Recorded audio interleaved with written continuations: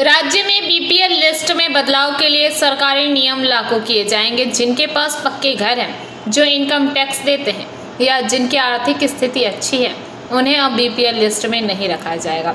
राज्य के खाद्य मंत्री अशोक कीर्तनिया ने कहा कि भविष्य में असली गरीब और असली लोगों को लिस्ट में शामिल किया जाएगा। दुर्गापुर सिटी सेंटर में मतुआ समुदाय के लिए एक रिसेप्शन में शामिल हुए खाद्य मंत्री ने कहा कि बीपीएल लिस्ट को केंद्र सरकार की गाइडलाइन और मौजूदा नियमों के अनुसार बदला जाएगा।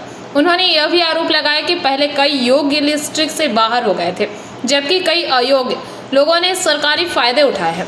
उन्होंने कहा कि जिनके पास 3 या 4 मंजिला घर है और जो रेगुलर इनकम टैक्स देते हैं, उनके बीपीएल लिस्ट में होने का कोई लॉजिक नहीं है। इससे असली लाभार्थियों को सरकारी फायदा नहीं मिल पाते। उन्होंने कहा कि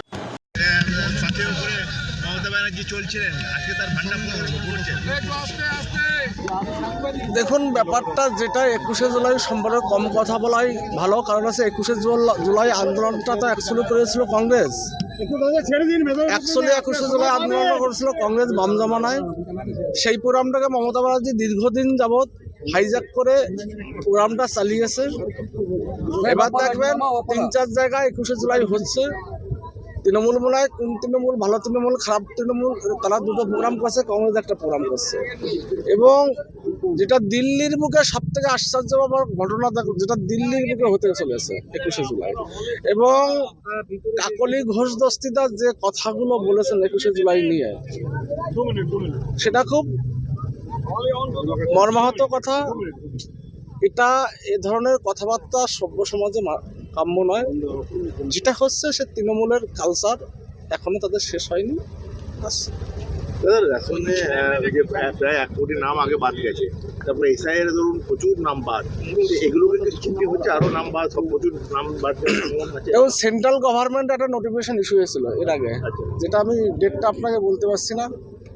সেই নোটিফিকেশনে মনে হয় এরকম একটা কথা বলেছিল, যাদের 6 লক্ষ টাকা সোর্স অফ ইনকাম, তারা বিপিএল তালিকাভুক্ত থাকবেন না। যেহেতু অ্যাজ পার গভর্নমেন্ট রুলস, সেই রুলস অনুযায়ী পশ্চিমবঙ্গে চলবে।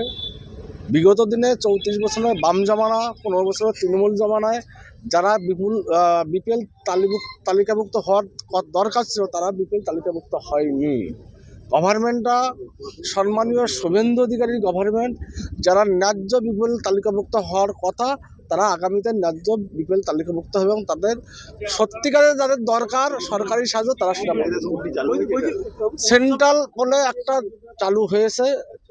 दुर्गापुर से निमाई दास की रिपोर्ट, पीवीटीवी न्यूज।